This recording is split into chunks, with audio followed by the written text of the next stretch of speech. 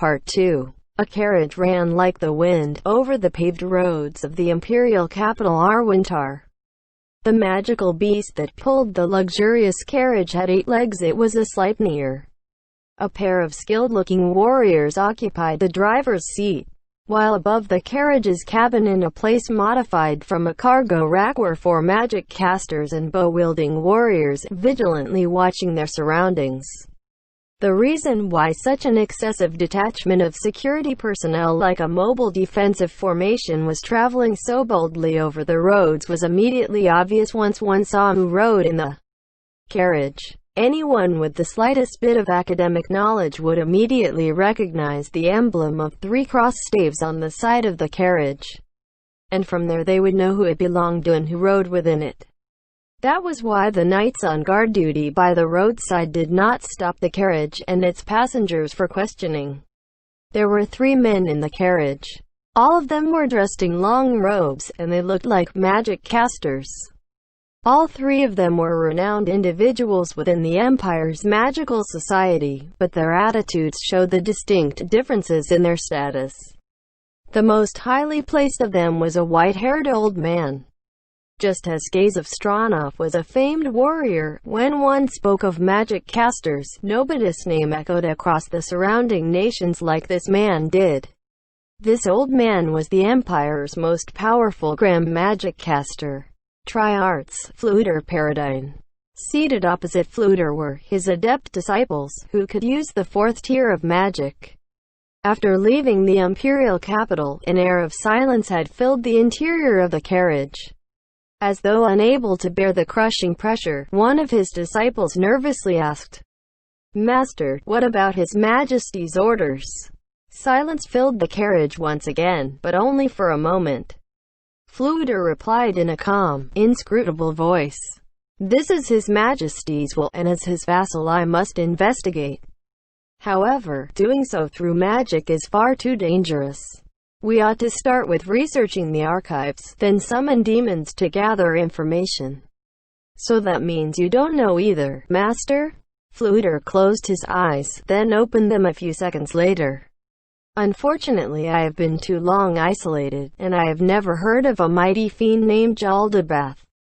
A month ago, an army of demons had assaulted the kingdom's capital. According to the information obtained, their commander Jaldabaoth and the maid demons attending him were incomprehensibly fearsome beings. This demonic disturbance had caused the Empire's Night Corps, which invaded the kingdom every year, to stay put. Normally, it was perfectly sensible in warfare to attack a beleaguered foe. However, the fact was that there were 2 main reasons for the Empire to make war upon the kingdom. One of them was to indirectly exhaust the strength of the kingdom. In contrast to the Empire's professional armed forces, the kingdom employed conscription. Therefore, every time the Empire mobilized its troops, the kingdom would have no choice but to rally the masses in order to make up for the shortfall of individual quality in their troops. For that reason, the Empire had embarked on a long-term plan. They declared war during the harvest season, forcing the kingdom to gather its peasants and have them take the field. As a result, the peasants lacked the manpower needed for a proper harvest, which in turn damaged the kingdom's agricultural output. Another reason for doing so was to weaken the strength of the nobles within the Empire. The nation would levy a special war tax on nobles who opposed the emperor, making them cough up funds. If they refused to pay, they would be charged as traitors and stripped of their holdings. In the end, whether they were strangled to death or swiftly decapitated, the end came for them all the same.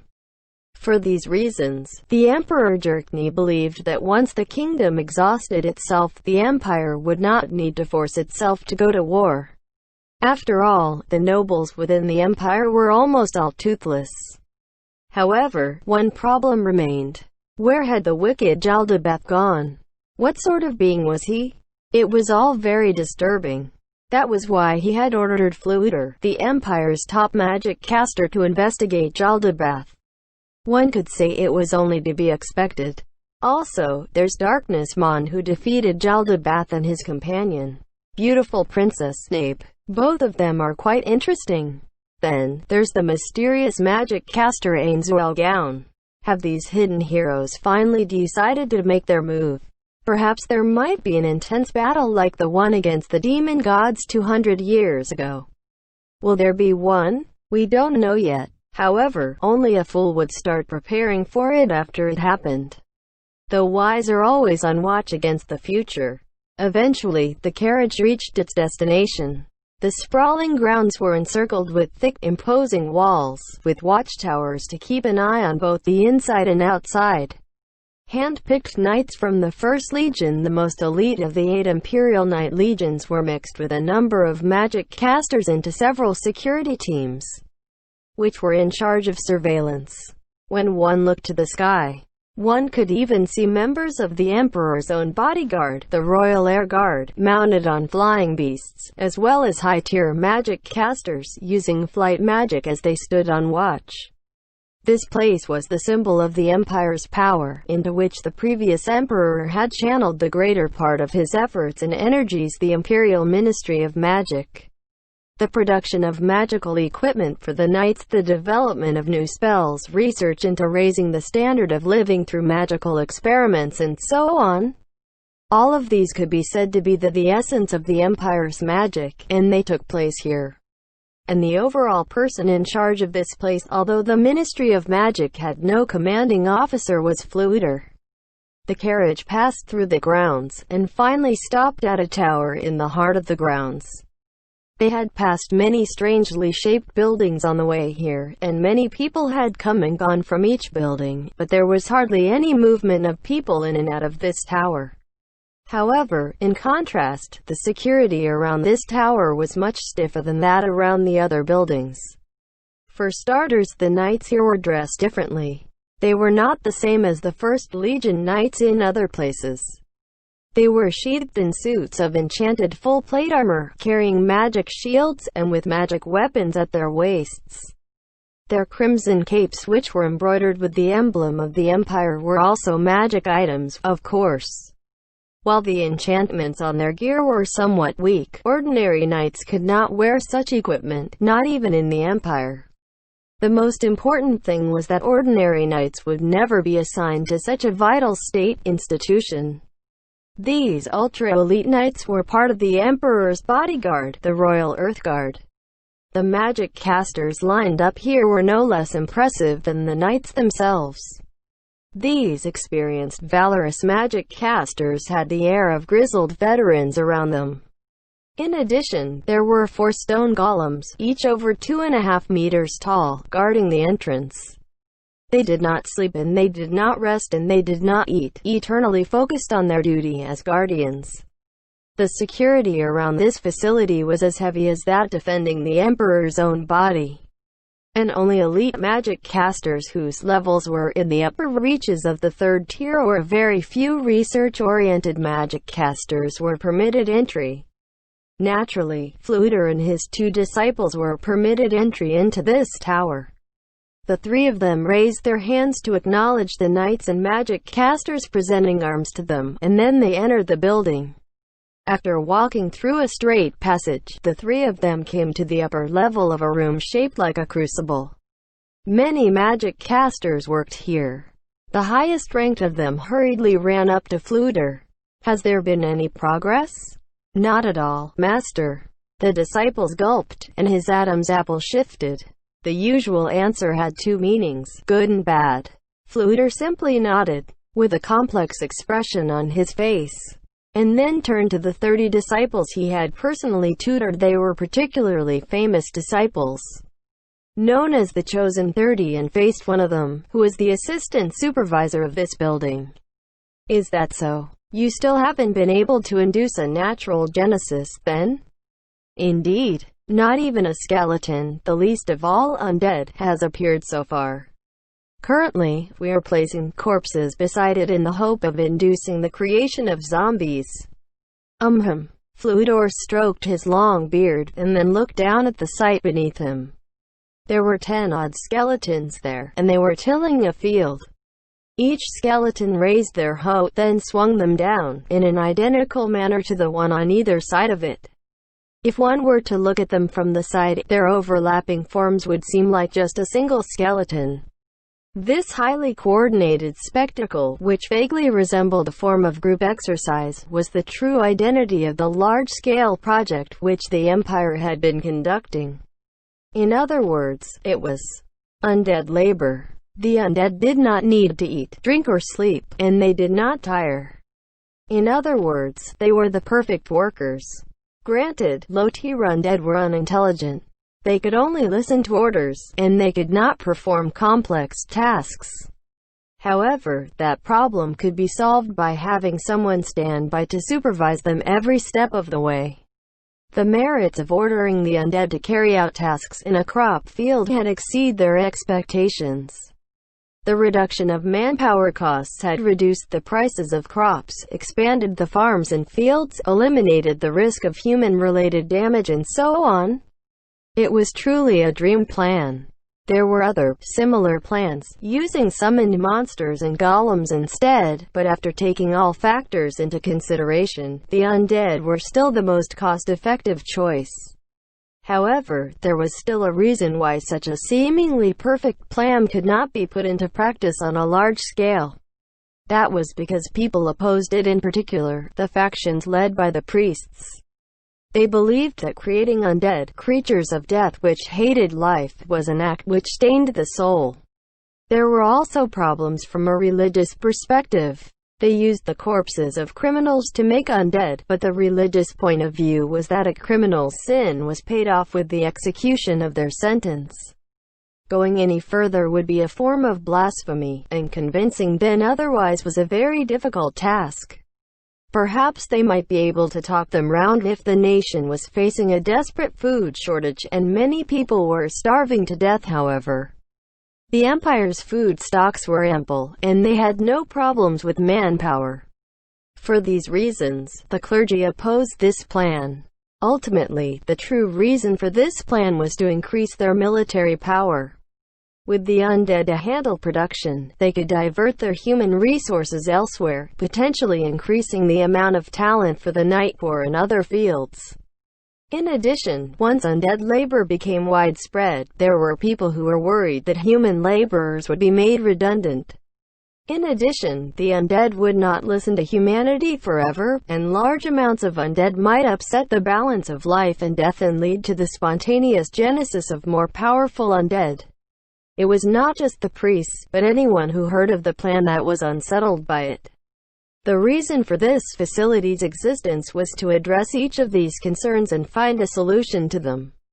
You haven't found the underlying reason yet? No, Master. My deepest apologies, Master. Why did the undead arise by themselves? Exploring this fundamental reason would have a decisive influence on the future. There was a place which was perpetually shrouded in a light mist that only lifted when the kingdom and the empire did battle. That place was a cursed land, known as the Cat's Plains. Undead appeared here at an alarmingly high rate, even skeletal dragons, some of the most powerful undead beings, were immune to magic. Even if the Empire wanted to conquer the region around Irantel in the future, they did not want to have undead spawning land in their domain. Thus, discovering the process by which the undead arose would definitely be an aid to rulership. Perhaps they might even find a way to keep the undead from spawning ever again. Is that so? I understand. The assistant supervisor bowed, grateful to have been spared a rebuke. Fluider walked past them, going in one big circle around the crucible-shaped room. By the time Fluider reached the door on the other side, there were more disciples behind him. The knights guarding the door pushed it open, and the group passed through it. Behind the door was a passage like the one just now, but it was much colder than the outside, and there was nobody around. The sun of dust hung in the air, and the light was losing its battle with the darkness that pressed in on it. They walked along the corridor in its dread-filled atmosphere, and soon they came to a spiral staircase that extended downwards. They passed through many doors in the process, and they did not spend much time going clack clack clack down the spiral staircase. They were probably only 5 floors underground. Even so, the air was heavy, as though they were in a deeper place. This was not because they were underground. The best proof of that was that everyone, Fluter included, had a stiff expression on their faces.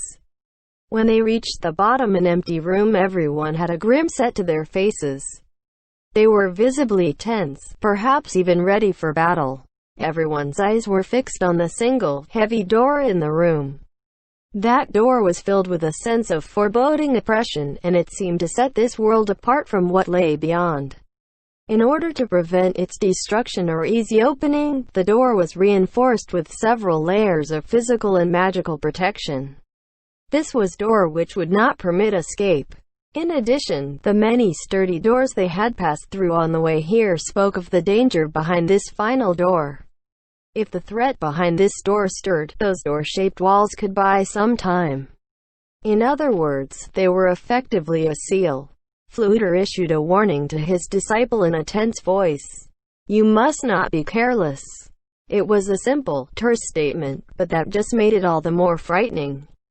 The magic casters accompanying him nodded deeply, as one.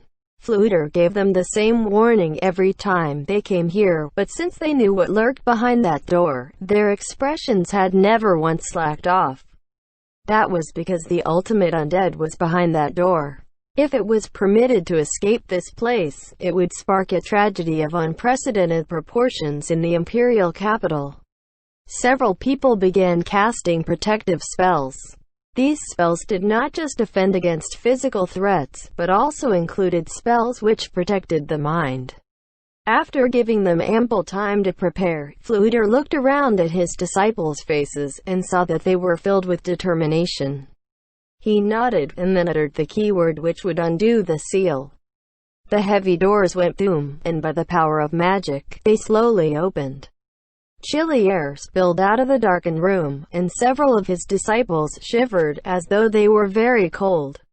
Even with magic items that allowed them to adapt to the environment, the hatred of the living which emanated from the depths of the room was enough to chill their soul. The sound of someone swallowing seemed particularly resonant here. "Let's go." After hearing Fluter's words, his disciples created several magical lights to disperse the darkness of the room. Yet, for some reason, it felt like the darkness was thicker and heavier beyond the light it had fled. Led by Fluter, the group entered the room, which was filled with the odor of death. It was a small room, so the magical lantern soon illuminated the room's innermost reaches. There stood a gigantic pillar which reached the ceiling. This tombstone-like pillar certainly attracted attention. But what truly held the eye was the entity that was crucified to it with thick and heavy chains. Each link of the chains which bound it was much thicker than a grown man's thumb, rendering it completely immobile. The chains were secured to the stony floor of the room. In addition, its arms and legs were hobbled with gigantic iron balls. No entity could so much as move a finger under these conditions. This excessively harsh method of binding instead showed how wary they were of this entity. Therefore, whenever someone in the group looked on the thick chains, they still felt uneasy. They feared that this creature would easily snap the chains and regain its freedom. From the outside, it looked like a knight in black full-plate armor. However, there was a huge difference between it and a fully armored man. The first thing that caught the eye was its massive frame. Even a casual estimate of its height would put it above 2 meters in height. After that, there was its black full-plate armor. The armor was covered in tracery that looked like blood vessels and studded with brutal-looking spikes. A pair of demonic-looking horns sprouted from its helmet, and it exposed the face, which was a rotten human visage. 2 crimson points of light shone from within the empty orbits of its eye sockets, formed of hatred for the living and a longing for massacre. It was not a living being, but one of the dead. Otherwise, it could not radiate such an intense hatred for the living. Death Knight, one of the disciples, who had come here for the first time, spoke the name of the legendary undead creature. Since it was a being of legends, it was not particularly well known. The red points of light within the Death Knight's eyes moved, sizing up all the magic casters like it was licking them with its gaze. "No, They could not possibly see any movement from within those dancing masses of light. However, the spine-chilling terror made them feel that the Death Knight was looking right at them. The people who came here were almighty individuals in their own right, each capable of casting third-tier spells at a minimum. Yet, even they could not stop the chattering of their teeth. Despite their spells to protect their minds, they could not stop the fear welling up from within them. Yet, the reason why they had pulled themselves together and not fled was probably because of their magical protections. Be strong. The weak-willed will perish. After issuing his warning, Fluter approached the Death Knight. The Death Knight reacted to him.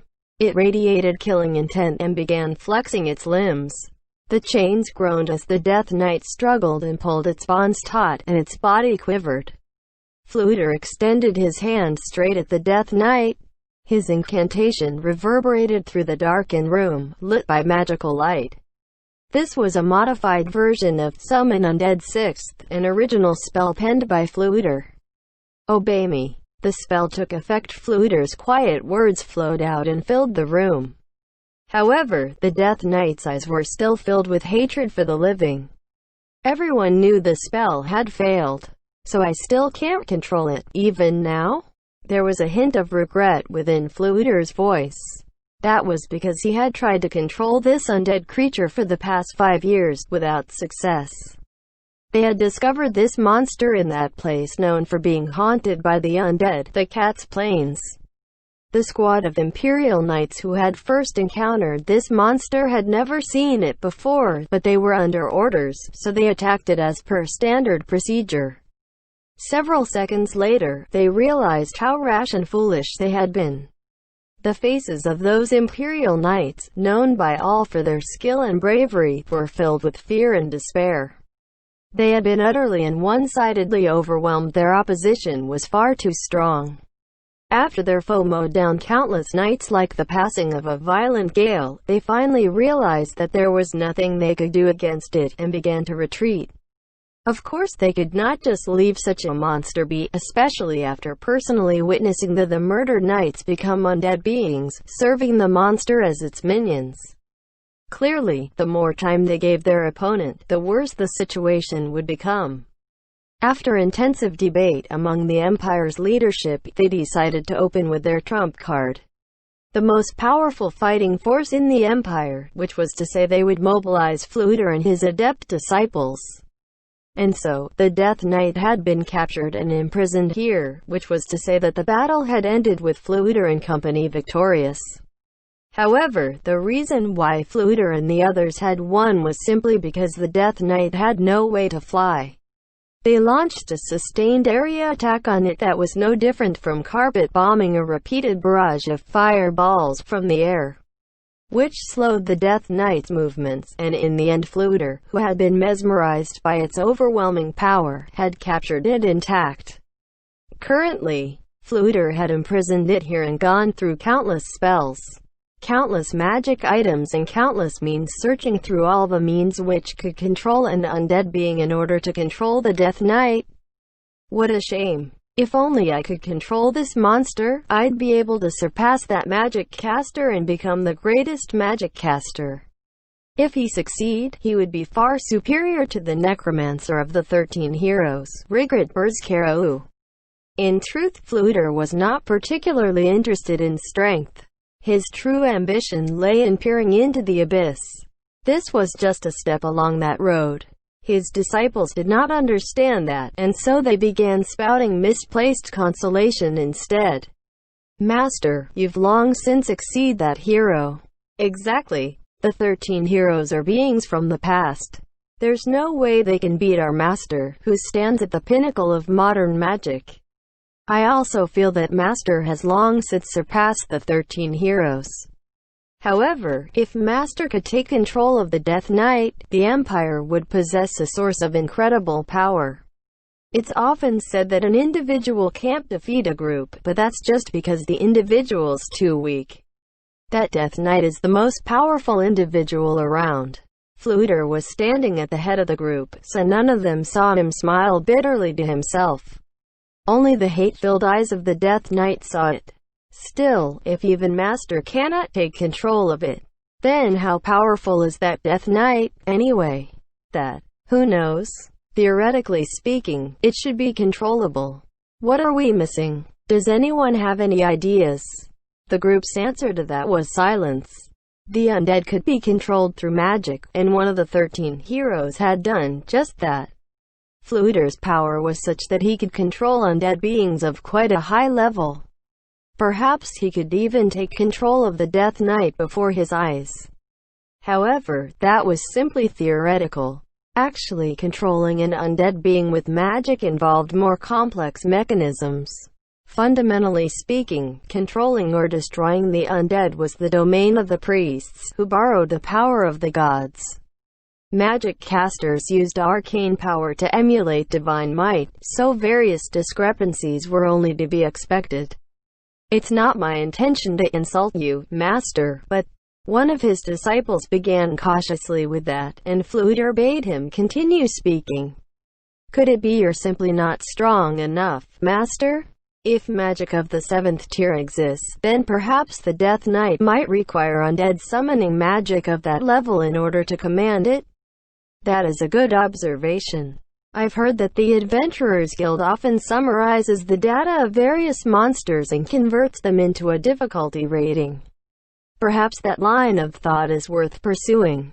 I've heard those values are very crude and are essentially meaningless due to changes in body and age," another disciple said. "Still, other than unknown monsters, there's no metric which is easier to understand. After all, those values are based on combat feedback from adventurers and other forms of data. It can't be completely inaccurate. Going by what you said, you still can't use it on a legendary class monster like the Death Knight." "Ah yes, Master. Does that secret tome which records all manner of monsters mention that particular monster?" "No," Flooter said while stroking his beard. "Perhaps the complete version of the Orientiu might, but the only copies circulating in the outside world are not complete." One of his disciples seemed to have a question, which he addressed to a disciple next to him. While his voice was very soft, the room was the very embodiment of silence, and so his words seemed surprisingly loud. "What's the Orientiu? Isn't it the name of a city?" "I know that, but it sounds really weird." I looked it up once. I think it's a word from an ancient language which means, the great tree at the heart of the world." Flooter rapped the floor with his staff, as a warning to his chatting disciples. This was a dangerous place which incarcerated a legendary class monster. Carelessness was strictly forbidden. His disciples heed the warning, and the master of the chamber, Silence, ruled it once more, aside from the sounds of the Death Knight struggling against its chains in an attempt to break them. "What a shame. There's no need for us to stay here any longer. Let's go." "Yes." After hearing the chorus of relieved replies, Flooter strode away from the Death Knight with big steps. Even someone like Flooter could not maintain the same pace leaving the room as he had when entering it. His steps quickened as he felt the Death Knight's vicious glare burning into his back. In that respect, his disciples were the same as him. As Flooter walked through the darkness, he recalled the word his disciples had mentioned just now. Orientiu. It was the capital of the kingdom founded by the 8 Greed Kings, and also its sole-serving city. At the same time, it was also a city defended by 30 city guardians equipped with magical arms and armor that surpassed conventional reason. It was said that there were magic items left behind by the 8 Greed Kings there, and with them, he would surely be able to vastly improve his own magical skills. Flooter thought. These incredible items had never fallen into anyone's hands, and only the 13 heroes had been allowed to take several pieces away. A black flame flickered in Flooter's heart. The 13 heroes.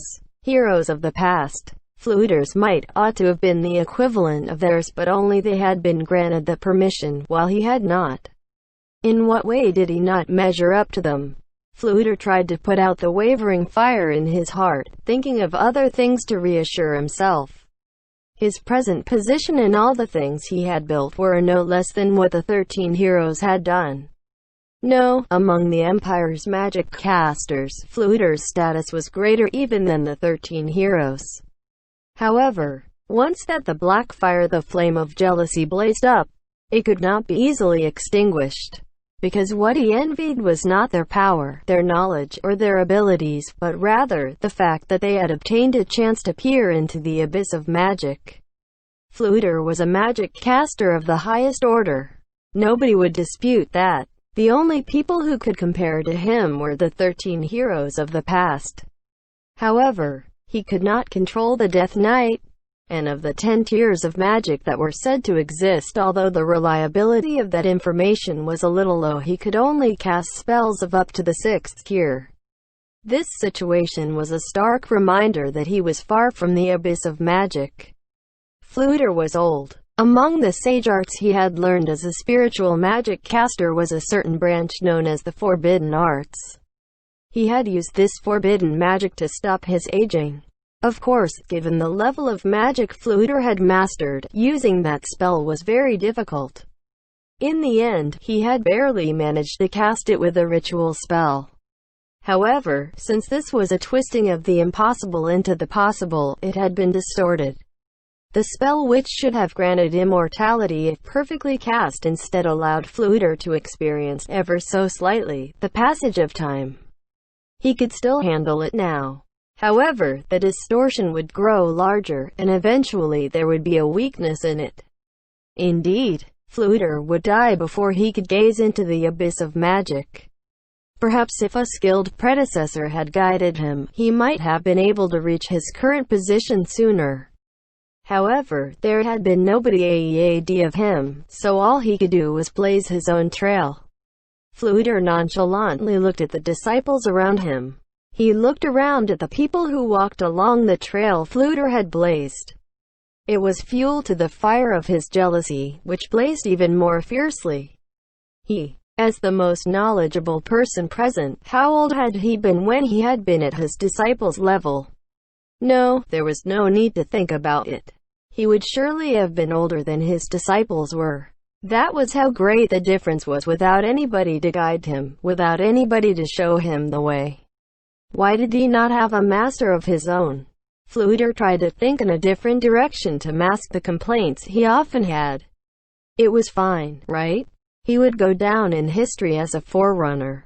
Every single magic caster would give thanks to Fluter for the results he had left behind, which were derived from the trail he had blazed. These pupils are my treasure. So long as any of them reaches a greater height than myself, it will be part of my accomplishments too. Fluter thought of one of his disciples while consoling himself. That disciple had long since departed his side. What tier could that girl have reached? Archie Ryle Furt.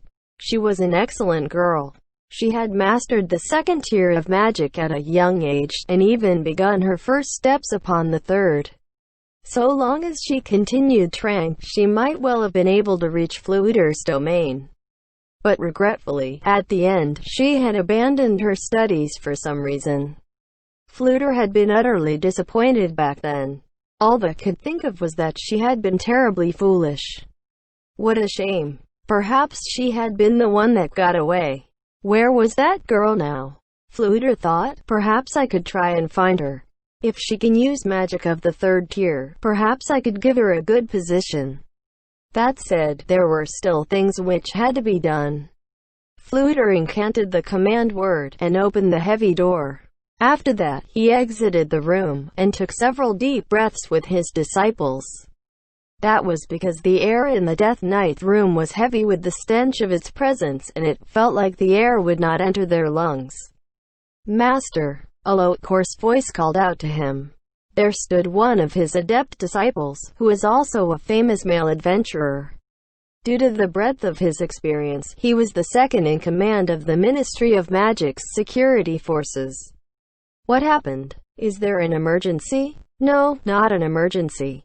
2 adamantite-ranked adventurers desire an audience with you, Master. Fluter looked upon the man with suspicion. He had not arranged for a meeting with anyone. Fluter was the highest-ranked magic caster in the Empire. He had a lot of work to do, and then he need to conduct his own magical research on top of that. He simply did not have any free time. He could not simply nod when someone said they wanted to meet him. In the Empire, only the Emperor could see him without making an appointment in advance. That said, he could not summarily reject the request. Adamantite-ranked adventurers were heroes. They were individuals, but they were not beings he could simply overlook. The same applied even for a great magic caster like Fluider. At times, he would request them to help him find exotic objects, so he could not just ignore them. Are they from Silver Canary? Or 8 Ripples? He spoke the names of the Empire's 2 Adamantite-ranked adventurer teams. However, his disciple shook his head. No. They're a duo calling themselves Darkness. They even produced adamantite plates to prove their identity. What did you say? The adventurer team Darkness name was well known throughout the kingdom. Even with just 2 members, they had accomplished many heroic deeds. Apparently, they had recently challenged Jaldabaoth, who had caused havoc in the royal capital, and fought him off. Why would people like that come to see him? Several questions appeared in his heart, but more than that, he wanted to discuss magical knowledge with the beautiful princess, Nabe, said to be a very high-level magic caster. He immediately cast his doubts to the back of his mind. However, he was the Emperor's servant, after all, and he remembered that his Lord Jerknev wanted to see them. He would bring the matter up after their meeting. Fluider gave orders to his disciples as he thought. Show them the way. I will tidy myself up and head over immediately.